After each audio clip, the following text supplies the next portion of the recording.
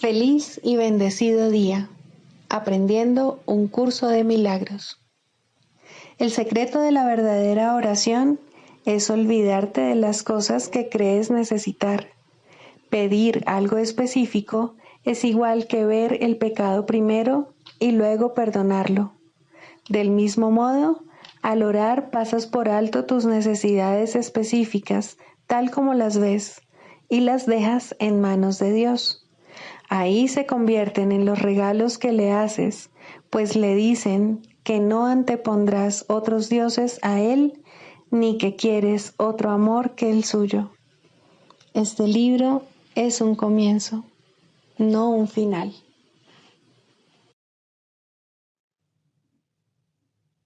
Del prefacio, ¿qué postula? Párrafo 12. El perdón es algo desconocido en el cielo, donde es inconcebible que se pudiese necesitar. En este mundo, no obstante, el perdón es una corrección necesaria para todos los errores que hemos cometido. Perdonar a otros es la única manera en que nosotros mismos podemos ser perdonados, ya que refleja la ley celestial, según la cual dar es lo mismo que recibir. El cielo es el estado natural de todos los hijos de Dios, tal como Él los creó. Esa es su realidad eternamente, la cual no ha cambiado porque nos hayamos olvidado de ella. Introducción. Este es un curso de milagros. Es un curso obligatorio. Solo el momento en que decides tomarlo es voluntario. Tener libre albedrío no quiere decir que tú mismo puedas establecer el plan de estudios. Significa únicamente que puedes elegir lo que quieres aprender en cualquier momento dado. Este curso no pretende enseñar el significado del amor, pues eso está más allá de lo que se puede enseñar. Pretende, no obstante, despejar los obstáculos que impiden experimentar la presencia del amor, el cual es tu herencia natural. Lo opuesto al amor es el miedo, pero aquello que todo lo abarca no puede tener opuestos. Este curso puede, por lo tanto, resumirse muy simplemente de la siguiente manera. Nada real puede ser amenazado. Nada irreal existe. En esto radica la paz de Dios. Capítulo 1. El significado de los milagros. Primero, principios de los milagros. Principio 31. Los milagros deben inspirar gratitud, no reverencia. Debes dar gracias a Dios por lo que realmente eres. Los hijos de Dios son santos y los milagros honran su santidad, que ellos pueden ocultar, mas nunca perder.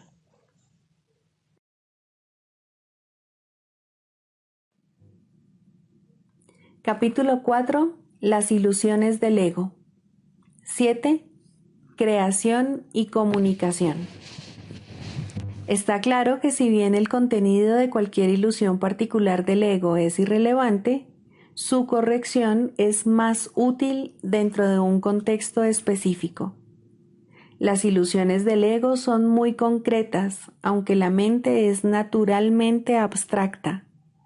Parte de la mente, no obstante, se vuelve concreta al dividirse. La parte concreta cree en el ego, porque el ego depende de lo concreto. El ego es aquella parte de la mente que cree que lo que define tu existencia es la separación. Lo único que el ego percibe es un todo separado, desprovisto de las relaciones que presupone el estado de ser. El ego, por lo tanto, está en contra de la comunicación, excepto cuando se utiliza para establecer separación en vez de para abolirla. El sistema de comunicación del ego se basa en su propio sistema de pensamiento, al igual que todo lo demás que él impone. Su comunicación está controlada por la necesidad que tiene de protegerse e interrumpirá la comunicación siempre que se sienta amenazado. Esta interrupción es una reacción hacia una o varias personas determinadas. El carácter específico de la manera de pensar del ego da lugar, entonces, a generalizaciones falsas que no son realmente abstractas en absoluto. El ego simplemente responde de ciertas formas específicas a todo lo que percibe como relacionado. El espíritu, en cambio, reacciona de la misma manera a todo lo que sabe que es verdadero y no responde en absoluto a nada más. Tampoco hace ningún esfuerzo por establecer lo que es verdad. Él sabe que lo único que es verdad es lo que Dios creó. El espíritu está en completa y directa comunicación con todos los aspectos de la creación, debido a que está en completa y directa comunicación con su Creador. Esta comunicación es la voluntad de Dios. Creación y comunicación son sinónimos. Dios creó a cada mente comunicándole su mente y estableciéndola así para siempre como un canal para su mente y su voluntad. Puesto que solo los seres que pertenecen a un mismo orden pueden realmente comunicarse, sus creaciones se comunican naturalmente con Él y como Él.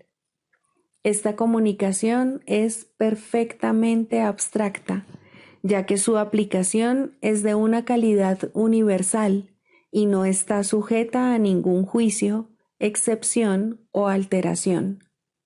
Dios te creó mediante esta comunicación y para ella. La mente puede distorsionar su propia función, pero no puede atribuirse a sí misma funciones que no le fueron dadas.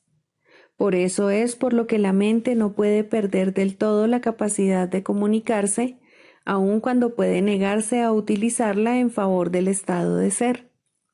Tanto la existencia como el estado de ser se basan en la comunicación. La existencia, sin embargo, es específica en cuanto a qué, cómo y con quién vale la pena entablar comunicación. El estado de ser carece por completo de estas distinciones. Es un estado en el que la mente está en comunicación con todo lo que es real. En la medida en que permitas que ese estado se vea coartado, en esa misma medida estarás limitando la idea que tienes acerca de tu propia realidad, la cual se vuelve total únicamente cuando reconoces a toda la realidad en el glorioso contexto de la verdadera relación que tiene contigo. Esa es tu realidad. No la profanes ni la rechaces. Es tu verdadero hogar, tu verdadero templo y tu verdadero ser. Dios, que abarca todo lo que existe, creó seres que lo tienen todo individualmente, pero que quieren compartirlo para así incrementar su gozo. Nada real puede incrementarse, excepto compartiéndolo. Por eso es por lo que Dios te creó a ti. La abstracción divina se deleita compartiendo. Eso es lo que significa la creación. Las preguntas qué, cómo y con quién son irrelevantes toda vez que la verdadera creación lo da todo, ya que solo puede crear a semejanza propia. Recuerda que la diferencia que hay entre tener y ser en la existencia, en el reino no existe. En el estado de ser, la mente siempre lo da todo. La Biblia afirma repetidamente que debes alabar a Dios. Esto no quiere decir que debas decirle cuán maravilloso es. Dios no tiene un ego con el que aceptar tal alabanza, ni percepción con que juzgarla. Pero a menos que desempeñes el papel que te corresponde en la creación, su gozo no será total, porque el tuyo no lo es. Y Él ciertamente sabe esto. Lo sabe en su propio ser y en la experiencia que su ser tiene de la experiencia del Hijo. El constante fluir de su amor se obstruye cuando sus canales están cerrados y se siente solo cuando las mentes que Él creó no se comunican plenamente con Él. Dios ha salvaguardado tu reino, pero no puede compartir su gozo contigo hasta que no conozcas el reino con toda tu mente. La revelación no es suficiente porque es una comunicación de Dios hacia ti solamente. Dios no tiene necesidad de que se le devuelva la revelación, lo cual sería claramente imposible, pero sí desea que se transmita a otros. Esto no se puede hacer con la revelación en sí, pues su contenido no puede ser expresado, debido a que es algo sumamente personal para la mente que lo recibe. No obstante, dicha mente la puede extender a otras mentes mediante las actitudes generadas por la sabiduría que se deriva de la revelación. Dios es alabado cada vez que una mente aprende a ser completamente servicial. Esto, sin embargo, es imposible a menos que también aprenda a ser completamente inofensiva, pues ambas creencias tienen que coexistir.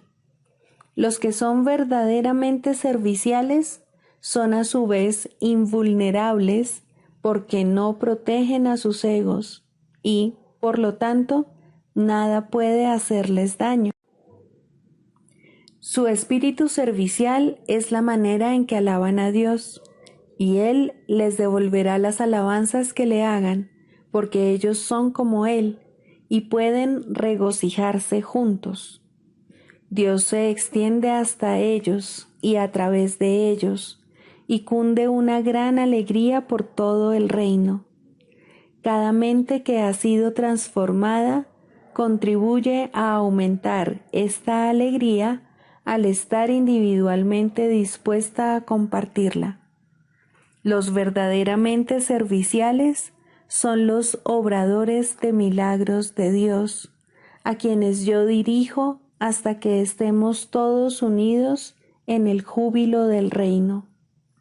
Yo te dirigiré allí donde puedas ser verdaderamente servicial y a quien pueda seguir mi dirección a través de ti. Libro de ejercicios. Pregunta 4. ¿Qué es el pecado? El pecado es demencia.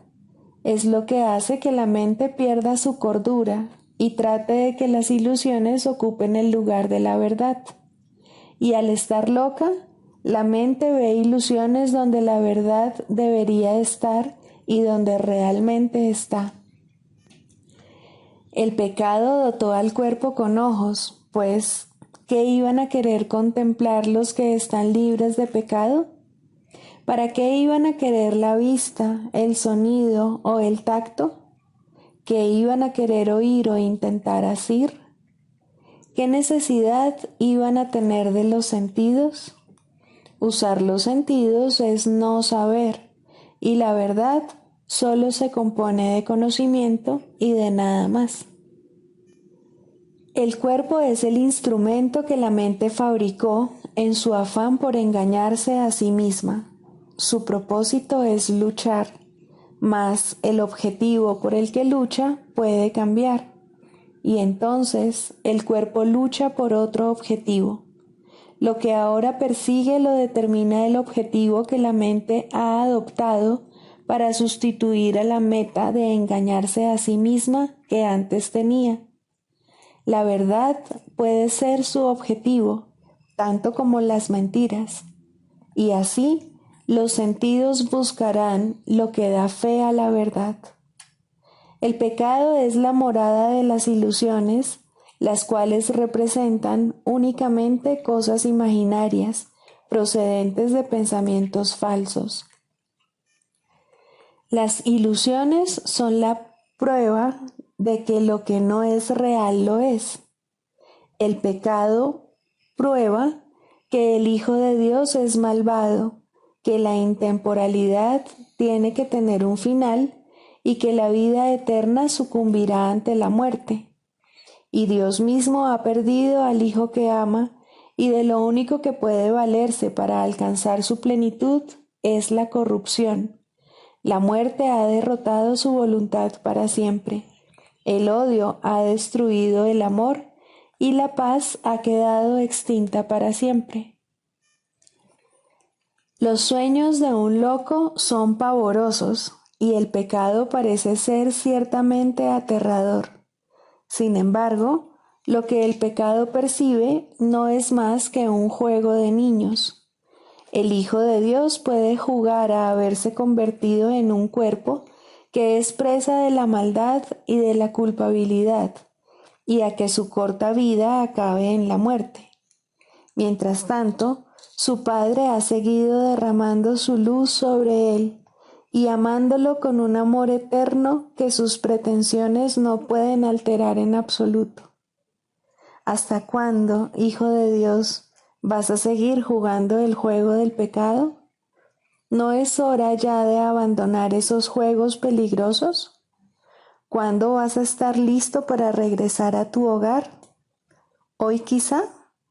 El pecado no existe. La creación no ha cambiado. ¿Deseas aún seguir demorando tu regreso al cielo? ¿Hasta cuándo, Santo Hijo de Dios, vas a seguir demorándote? ¿Hasta cuándo? Lección 259. Que recuerde que el pecado no existe. El pecado es el único pensamiento que hace que el objetivo de alcanzar a Dios parezca irrealizable. ¿Qué otra cosa podría impedirnos ver lo obvio o hacer que lo que es extraño y distorsionado parezca más claro? ¿Qué otra cosa sino el pecado nos incita al ataque? ¿Qué otra cosa sino el pecado podría ser la fuente de la culpabilidad y exigir castigo y sufrimiento? ¿Y qué otra cosa sino el pecado podría ser la fuente del miedo al eclipsar la creación de Dios y conferirle al amor los atributos del miedo y del ataque? Padre, hoy no quiero ser presa de la locura. No tendré miedo del amor, ni buscaré refugio en su opuesto, pues el amor no puede tener opuestos. Tú eres la fuente de todo lo que existe, y todo lo que existe sigue estando contigo, así como tú con ello.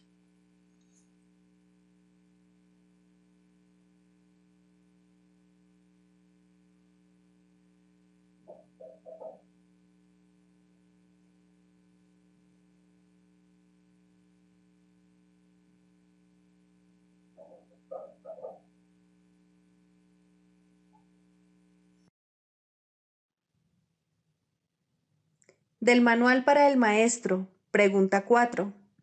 ¿Cuáles son las características de los maestros de Dios? 6.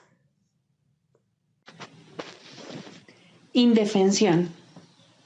Los maestros de Dios han aprendido a ser sencillos. No tienen sueños que tengan que defender contra la verdad. No tratan de forjarse a sí mismos. Su júbilo procede de saber quién los creó. ¿Y es acaso necesario defender lo que Dios creó? Nadie puede convertirse en un maestro de Dios avanzado hasta que no comprenda plenamente que las defensas no son más que absurdos guardianes de ilusiones descabelladas. Cuanto más grotesco es el sueño, más formidables y poderosas parecen ser sus defensas. Sin embargo, El Maestro de Dios acepta finalmente mirar más allá de ellas. Se da cuenta de que allí no había nada. Lentamente, al principio, permite que se le desengañe, pero a medida que su confianza aumenta, aprende más rápido. Cuando se abandonan las defensas, no se experimenta peligro. Lo que se experimenta es seguridad. Lo que se experimenta es paz. Lo que se experimenta es dicha. Y lo que se experimenta es Dios.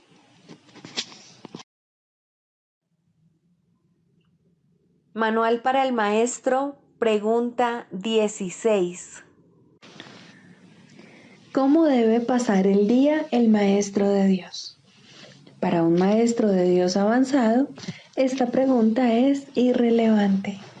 No tiene un programa fijo, pues las lecciones cambian de día en día. Pero el Maestro de Dios está seguro de una sola cosa: las lecciones no cambian al azar. Al darse cuenta de esto y entender que es verdad, el Maestro descansa contento. Se le dirá cuál ha de ser su papel hoy, mañana y siempre. Y aquellos que compartan ese papel con él, le encontrarán para que juntos puedan aprender las lecciones de ese día. Nadie de quien él tenga necesidad estará ausente. No se le enviará a nadie que no tenga un objetivo de aprendizaje ya establecido y que pueda aprender ese mismo día. Para el Maestro de Dios avanzado, esta pregunta es, por consiguiente, superflua. Ya la planteó y ya se le contestó, y él se mantiene en continuo contacto con la respuesta. Ya lo tiene todo y ve desplegarse ante él, seguro y libre de obstáculos, el camino que tiene que recorrer. Pero, ¿qué ocurre con aquellos que todavía no han alcanzado la certidumbre que él posee? Esos aún no están listos para una falta de estructura así. ¿Qué es lo que tienen que hacer para aprender a entregarle el día a Dios? Hay algunas reglas generales a seguir, aunque cada cual debe usarlas a su manera como mejor pueda. Las rutinas como tales son peligrosas porque se pueden convertir fácilmente en dioses por derecho propio y amenazar los mismos objetivos para los que fueron establecidas. Se puede decir, por lo tanto, que en términos generales es mejor comenzar el día bien. Siempre es posible, no obstante, comenzar de nuevo si no se comenzó debidamente. Con todo, es obviamente ventajoso comenzarlo bien y de esa manera ahorrar tiempo. En un principio es aconsejable pensar en función del tiempo, aunque este no es de ningún modo el criterio esencial, probablemente es el más fácil de observar al principio. Inicialmente se hace hincapié en ahorrar tiempo, que si bien sigue siendo importante a lo largo de todo el proceso de aprendizaje, se recalcará cada vez menos. De entrada, podemos decir con seguridad que el tiempo que se dedica a comenzar bien el día ciertamente ahorra tiempo. ¿Cuánto tiempo debe emplearse en ello? Eso depende del mismo Maestro de Dios, quien no puede adjudicarse a sí mismo ese título hasta que haya completado el libro de ejercicios, ya que estamos aprendiendo dentro del marco de este curso. Después de haber finalizado las sesiones de práctica más estructuradas contenidas en el libro de ejercicios, la necesidad individual será el factor determinante. Este curso es siempre práctico. Puede ser que el Maestro de Dios no se encuentre en una situación que sea conducente a pasar unos minutos en un estado de quietud, nada más al despertarse. Si ese es el caso, que recuerde tan solo que su elección es pasar un ratito con Dios lo antes posible y que lo haga. La cantidad de tiempo que dedique a ello no es lo más importante. Uno puede fácilmente pasarse 1 hora sentado, inmóvil, con los ojos cerrados y no lograr nada. O bien puede, con igual facilidad, dedicarle a Dios solo un instante y en ese instante unirse a Él completamente. Quizá la única generalización que puede hacerse al respecto es la siguiente. Dedica un rato, lo antes posible, después de despertarte, a estar en silencio. Y continúa durante 1 o 2 minutos más después de que haya comenzado a resultarte difícil. Probablemente descubrirás que la dificultad disminuye y desaparece. En caso de no ser así, ese es el momento de parar. Por la noche se debe seguir el mismo procedimiento. Tal vez tu periodo de sosiego deba ser temprano en la noche, si no te es posible hacerlo inmediatamente antes de irte a dormir. No debes hacerlo acostado, es mejor estar sentado, en cualquier postura que prefieras. Habiendo completado el libro de ejercicios, seguramente habrás llegado a algunas conclusiones al respecto. Si te es posible, un momento apropiado para dedicárselo a Dios es justo antes de irte a dormir. Esto pone a tu mente en un estado de reposo y te aparta del miedo. Si te resulta más conveniente hacerlo más temprano, asegúrate al menos de no olvidarte pasar un rato, aunque sea solo un momento, en el que cierras los ojos y piensas en Dios. Hay un pensamiento en particular que debe recordarse a lo largo del día. Es un pensamiento de pura dicha, de paz, de liberación ilimitada. Ilimitada porque todas las cosas se liberan dentro de él. Crees que has construido un lugar seguro para ti mismo. Crees que has forjado un poder que te puede salvar de todas las cosas aterradoras que ves en sueños. Pero no es así. Tu seguridad no reside ahí. A lo que renuncias es simplemente a la ilusión de que puedes proteger tus ilusiones. Ese es tu temor y solo ese. Qué insensatez estar atemorizado por nada, nada en absoluto. Tus defensas son inservibles, mas tú no estás en peligro. No tienes ninguna necesidad de ellas.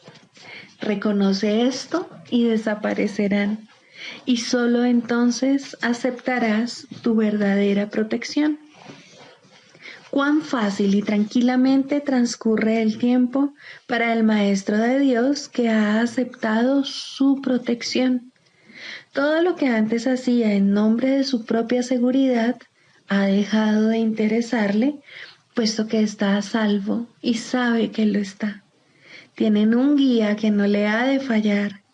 No es necesario que haga distinciones entre los problemas que percibe, porque aquel a quien acude reconoce que no hay grados de dificultad en su resolución.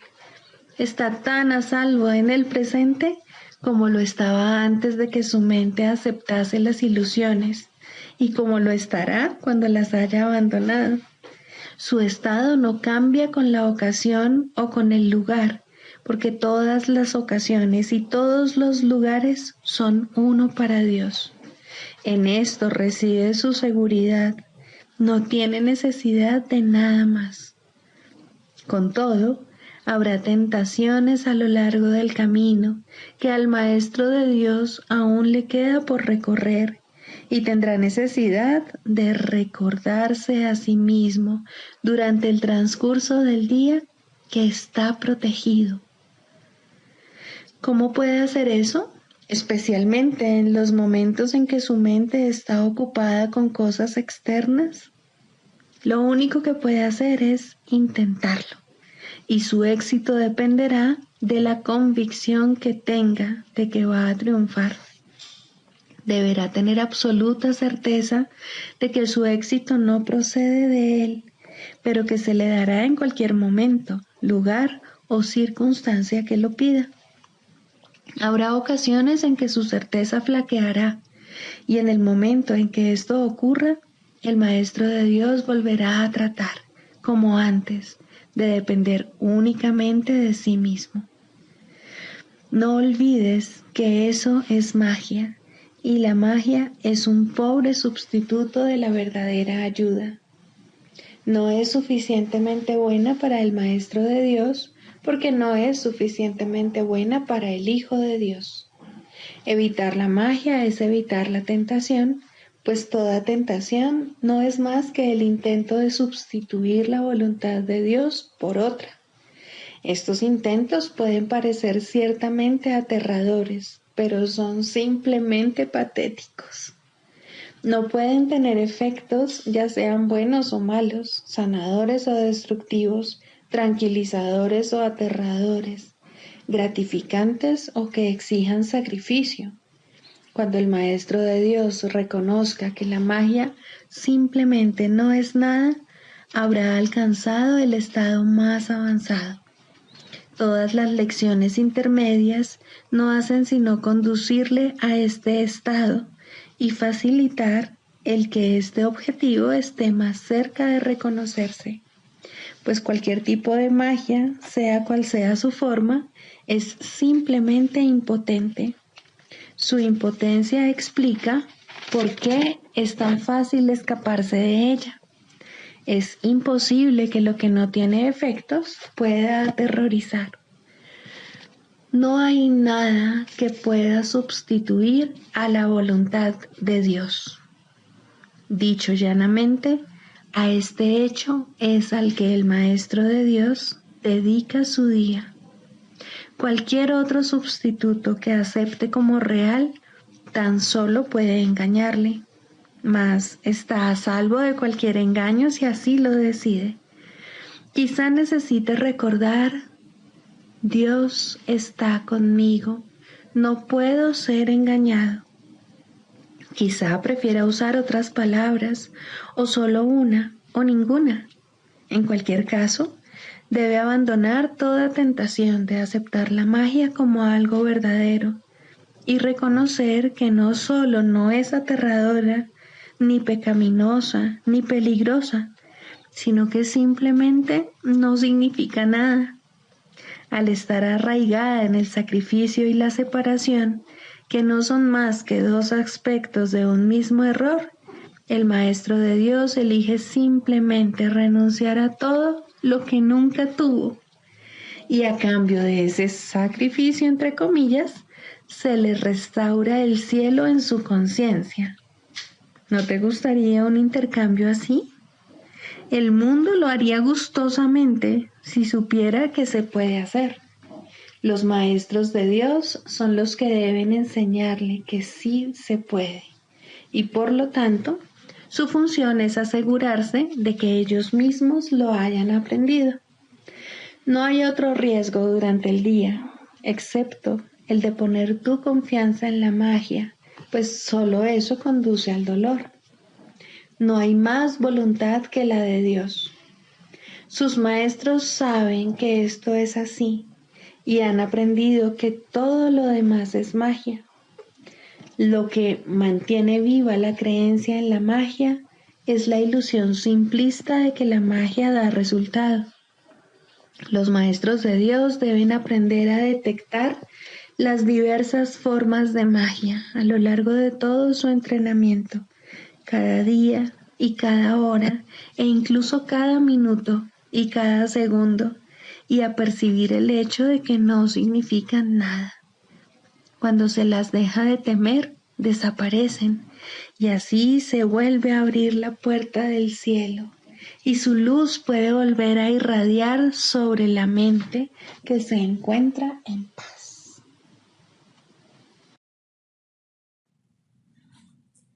Manual para el maestro. Clarificación de términos. 6. El Espíritu Santo. Jesús es la manifestación del Espíritu Santo, a quien él invocó para que descendiese sobre la tierra después de su ascensión al cielo, es decir, después de haberse identificado completamente con el Cristo, el Hijo de Dios tal como Él lo creó. Al ser el Espíritu Santo una creación del único Creador, y al crear junto con Él y a su semejanza o Espíritu, es eterno y nunca ha cambiado. Fue invocado para que descendiese sobre la tierra, en el sentido de que entonces se hizo posible aceptarle y escuchar su voz. Su voz es la voz de Dios y, por lo tanto, ha adquirido forma. Dicha forma no es su realidad, la cual solo Dios conoce junto con Cristo, su verdadero Hijo, quien es parte de Él. Al Espíritu Santo se le describe a lo largo del curso como aquel que nos ofrece la respuesta a la separación y nos trae el plan de la expiación, al asignarnos el papel especial que nos corresponde desempeñar en dicho plan y mostrarnos exactamente en qué consiste. Él ha designado a Jesús como el líder para llevar a cabo su plan, ya que Jesús fue el primero en desempeñar perfectamente su papel. Se le ha dado pleno poder en el cielo y en la tierra, y lo compartirá contigo cuando tú hayas desempeñado el tuyo. El principio de la expiación le fue dado al Espíritu Santo mucho antes de que Jesús lo pusiese en marcha. Al Espíritu Santo se le describe como el último vínculo de comunicación que queda entre Dios y sus hijos separados. A fin de llevar a cabo esta función especial, Él ha asumido una doble función. Goza de conocimiento porque es parte de Dios, percibe porque fue enviado para salvar a la humanidad. Él es el gran principio corrector, el portador de la verdadera percepción, el poder intrínseco de la visión de Cristo. Él es la luz en la que se percibe el mundo perdonado, en el que solamente puede verse la faz de Cristo. Él nunca se olvida del Creador ni de su creación. Él nunca se olvida del Hijo de Dios. Él nunca se olvida de ti. Te brinda el amor de tu Padre en un eterno resplandor que nunca será extinguido, porque Dios mismo lo depositó ahí. El Espíritu Santo mora en la parte de tu mente, que es parte de la mente de Cristo. Él representa a tu ser y a tu Creador, quienes son uno. Habla por Dios y también por ti, ya que está unido a ambos. Por consiguiente, Él es la prueba de que ambos son uno solo. El Espíritu Santo parece ser una voz, pues de esa forma es como te comunica la palabra de Dios. Parece ser un guía por tierras lejanas, pues esa es la clase de ayuda que necesitas. Y también parece ser cualquier cosa que satisfaga las necesidades que creas tener. Pero Él no se engaña cuando te percibes a ti mismo atrapado por necesidades que no tienes. De ellas es de las que quiere liberarte. De ellas es de las que quiere ponerte a salvo. Tú eres su manifestación en este mundo. Tu hermano te invoca para que seas su voz junto con él. Por sí solo no puede ser el ayudante del Hijo de Dios, pues por sí solo no tiene ninguna función. Pero unido a ti es el resplandeciente Salvador del mundo, cuyo papel en la redención de éste tú has completado. Él te da las gracias a ti y a tu hermano, pues te elevaste con él cuando él empezó a salvar al mundo, y estarás con él cuando el tiempo haya cesado y ya no quede ni rastro de los sueños de rencor en los que bailabas al compás de la exangüe música de la muerte, pues en su lugar se oirá el himno a Dios por unos momentos más, y luego ya no se oirá más la voz, ya que no volverá a adoptar ninguna forma, sino que retornará a la eterna amorfía de Dios. La práctica de la psicoterapia. Segundo, ¿es la psicoterapia una profesión? Estrictamente hablando, la respuesta es no.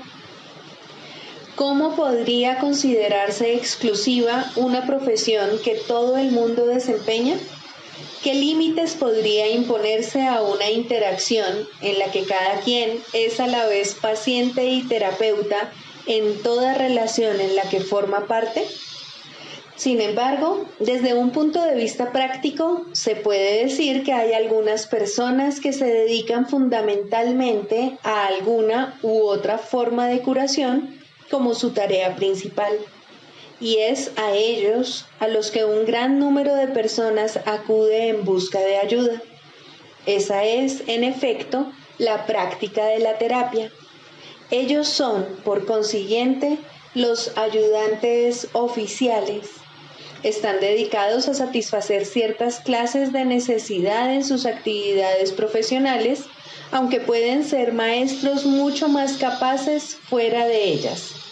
Ellos no necesitan, evidentemente, pautas específicas, pero se les puede pedir que utilicen ciertas aplicaciones de los principios generales que rigen la curación.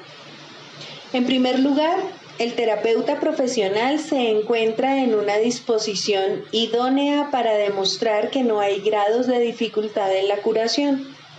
No obstante, para poder hacer esto, necesita un adiestramiento especial, puesto que el aprendizaje mediante el cual se convirtió en terapeuta probablemente le enseñó poco o nada acerca de los verdaderos principios de la curación. De hecho, probablemente le enseñó cómo imposibilitarla. La mayoría de las enseñanzas del mundo siguen un programa de estudio en cómo juzgar con miras a hacer del terapeuta un juez. Más aún de esto, se puede valer el Espíritu Santo y a la menor invitación lo hará. El sanador no sanado puede ser arrogante, egoísta, indiferente e incluso deshonesto. Puede no estar interesado en la curación como su meta principal, pero algo le sucedió. No importa cuán leve pudo haber sido, ni cuán equivocada la dirección que pudo haber elegido cuando decidió ser un sanador. Ese algo es suficiente. Tarde o temprano, ese algo despuntará y crecerá.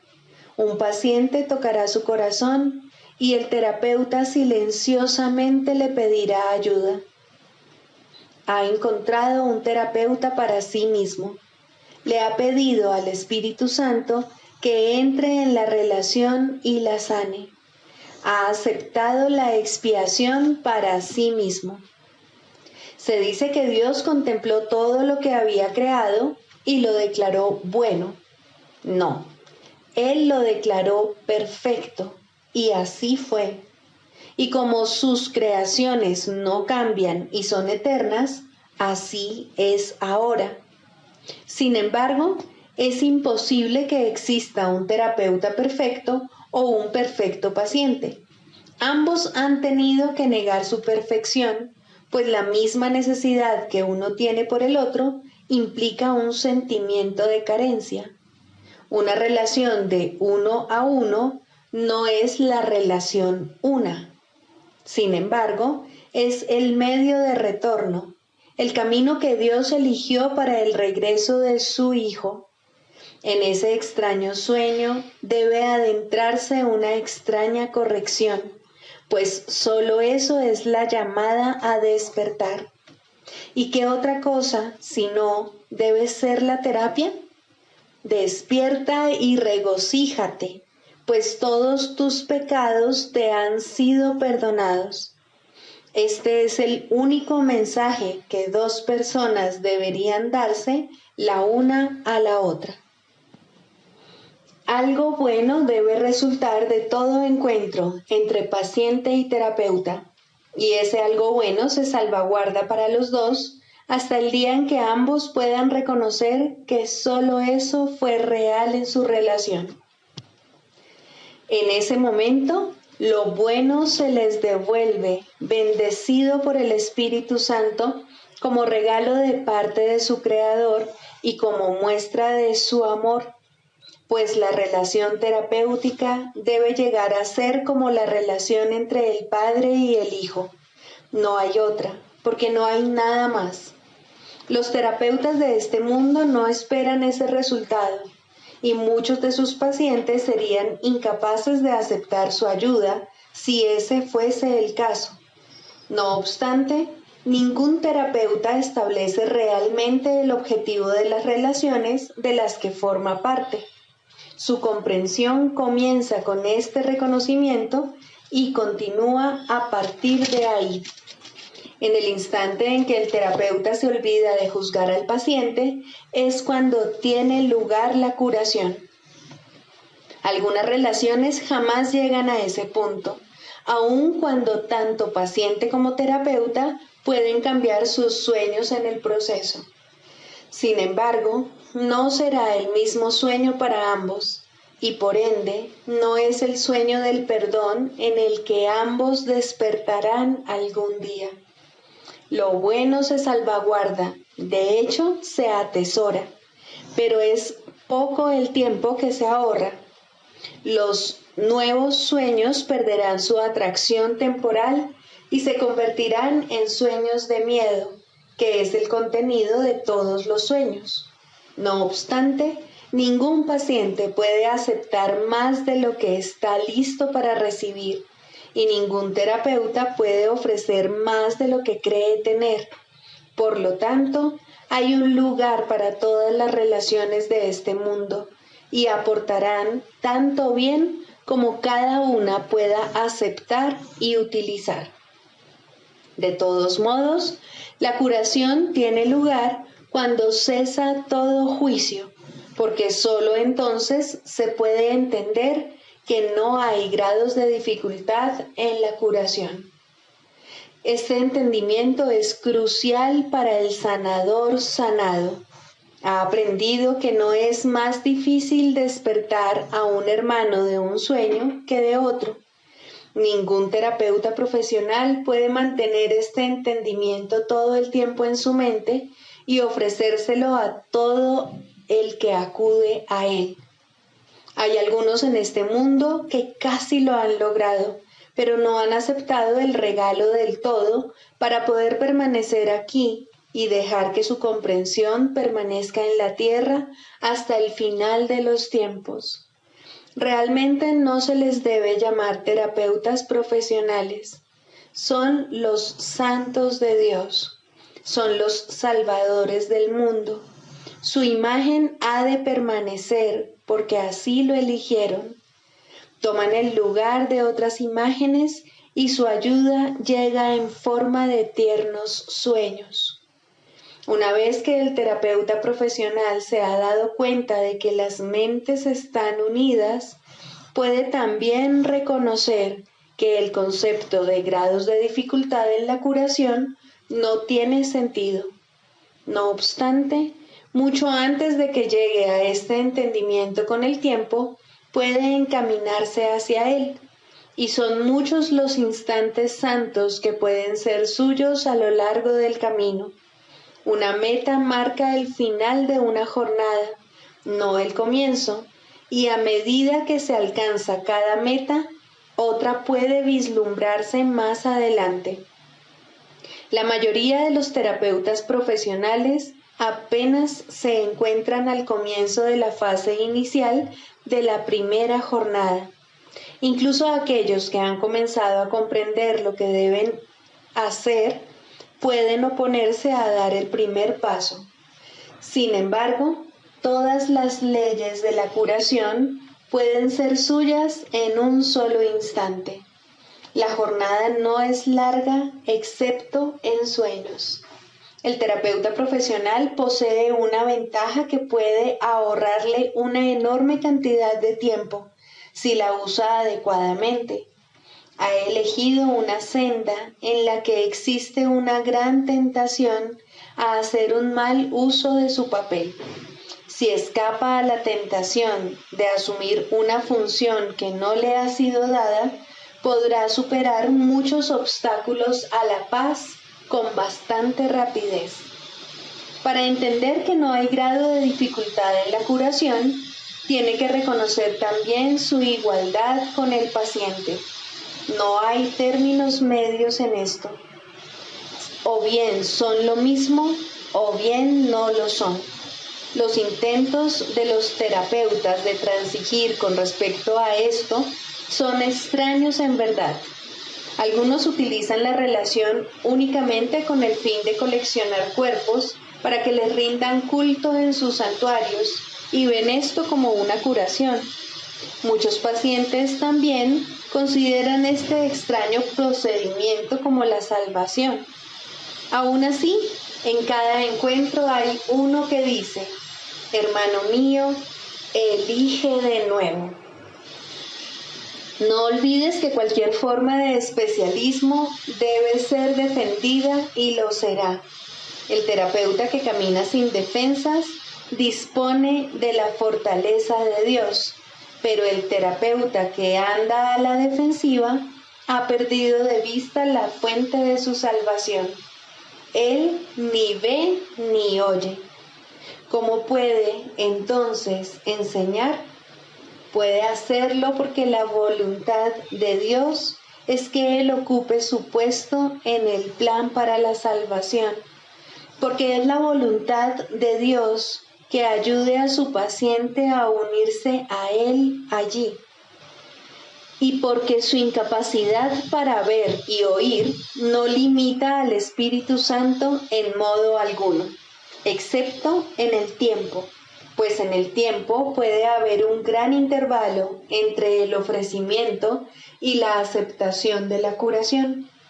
Este es el velo que cubre la faz de Cristo, pero no puede ser sino una ilusión, porque el tiempo no existe y la voluntad de Dios ha sido siempre exactamente como es.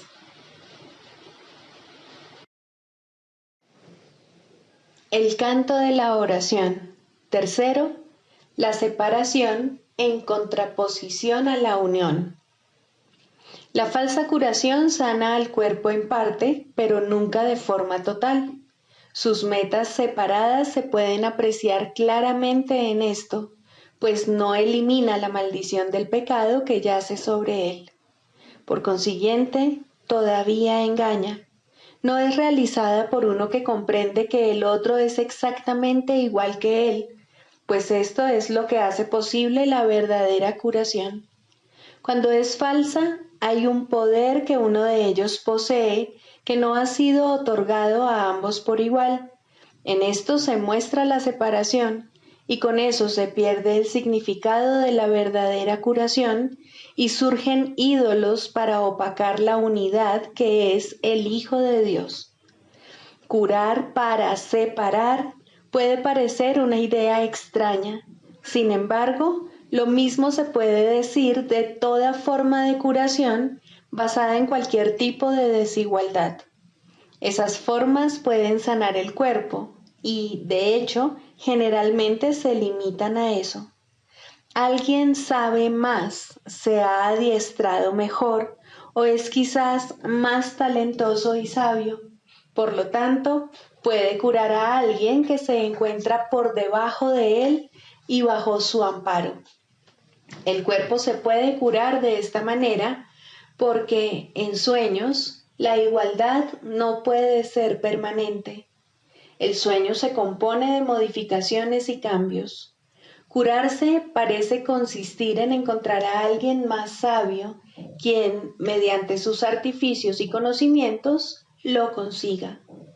Alguien sabe más. Esta es la frase mágica por medio de la cual el cuerpo parece ser el objeto de la curación, tal como el mundo la concibe, y a este alguien más sabio, el otro se dirige para beneficiarse de su conocimiento y habilidad, para encontrar en él remedio para su dolor. ¿Cómo puede ser eso?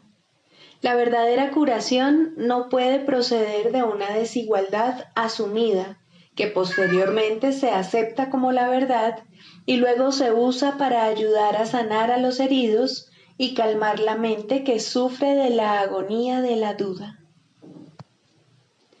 ¿Existe entonces un papel que uno pueda jugar en la curación para ofrecer ayuda a otro? Desde la arrogancia, la respuesta tiene que ser no, pero desde la humildad, ciertamente hay un lugar para los que quieren ayudar.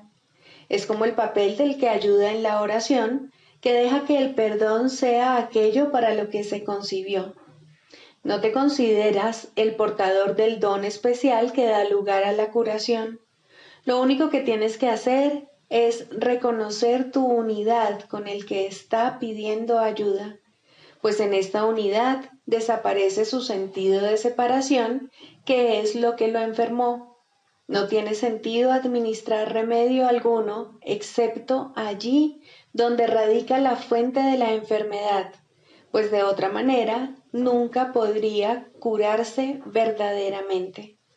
Sanadores los hay, pues son hijos de Dios que reconocen su fuente y comprenden que todo lo que su fuente crea es uno con ellos.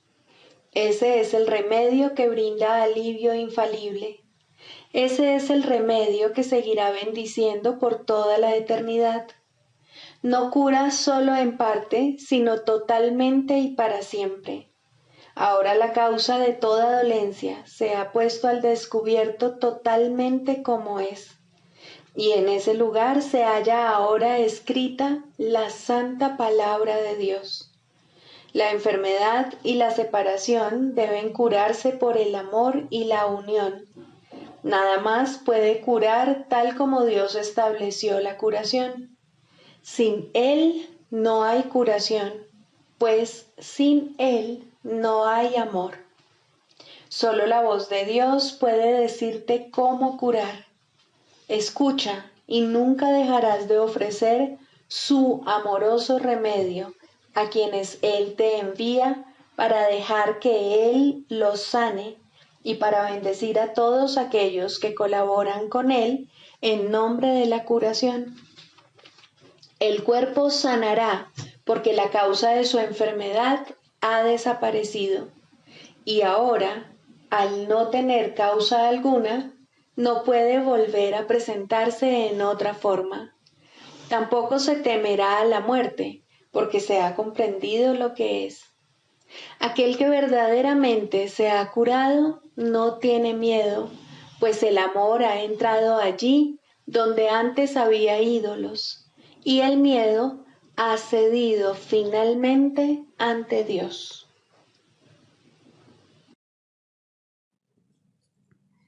Sigamos a Jesús haciendo del perdón algo tan natural como respirar y algo tan vital como el aire. Amén.